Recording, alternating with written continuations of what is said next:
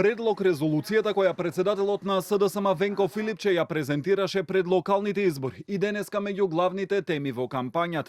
Филипче тврди дека не се урнати националните позиции за време на владењето на неговата партија, но и дека не гледа дека сега се вратени, како што вели премиерот Христијан Мицкоски.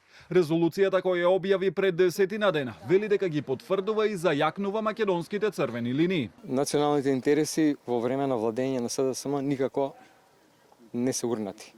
Ниту па гледам како сега се некако вратени. Но станува збор за потврдување на нашите црвени линии, значи не станува збор за уривање, туку за зајакнување.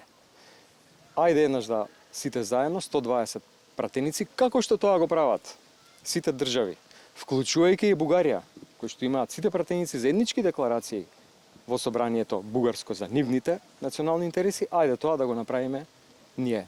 Председателот на ВМРО ДПМН и премиер Христијан Мицкоски ја повтори пораката дека со резолуцијата на СДСМ и Филипче се подриваат и оние малку повратени државни позиции. Нивната главна порака на овие избори е така наречениот според нив патриотски документ, резолуција со црвени линии. Зарем некој може да верува кај нас во државава овде во Бравеница дека има нешто патриотско во ова раководство на СДСМ? Не верувам.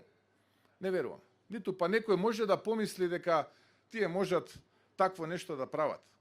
Затоа, она што најуспешно може да го прават е црната кампања. Наспроти цела теорија и пракса. Они оваа кампања ја започна со црни спотови. Предлог резолуцијата која ја објави Филипче предвидува рок за уставните измени до 10 февруари до година. Претходно посочи и дека се работи за документ за национален консензус, според кој решението нема да биде ни наметнато ни затворено, туку ќе биде објавено како работна верзија за јавна и политичка дебата.